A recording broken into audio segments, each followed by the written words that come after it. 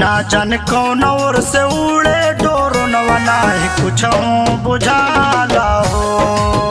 ना जाने कौन ओर से आवे डोरनवा नाही कुछ बुझाला हो। जल्दी बंद करा घरवा में ताला हो, जल्दी बंद करा घरवा में ताला हो। ना जाने कौन ओर से उड़े डोरनवा नाही कुछ बुझाला हो। ना जाने कौन ओर से आवे डोरनवा नाही कुछ बुझाला हो। अरे ये लाइनिया ओर से आवता पूरब से पाछू और गइला मिलका हम देखली अपने छाता पर से भाई। अरे यार मां कसम कहा तनी हम देखनी ही नहीं विश्वास करबा तो जब चोरा जाई तब पता चली तो हम पाछ के। रात में दिमाग सबके हो जाता ठंडा, लोगवा घूम लेके हथवा में डंडा। अरे मर्दा टोला पड़ोसी जल्दी चला लाइनिया और गइल है। रात में दिमाग सबके हो जाता ठंडा, हथवा में घूम लेके बसवा के डंडा।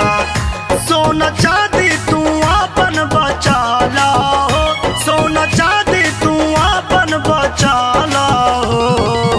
ना जाने कौन ओर से उड़े डोरनवा नाही कुछ बुझाला हो। ना जाने कौन ओर से आवे डोरनवा नाही कुछ बुझाला हो। ए अविनाश, अरे भोलू ओमकार मोनू कुल कहाँ रह गइल रे? सचिल दौड़ जल्दी डंड वाले के बगीचा में आ गइल बाड़ा कुल। जल्दी आ जल्दी से मोटका भंडवा ले लिए।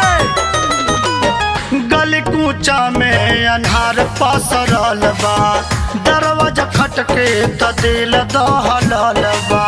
अरे चोर आ गए चोर चोर। गली कूचा में अन्हार पसरल बा, दरवाजा खटके त दिल दहलल बा।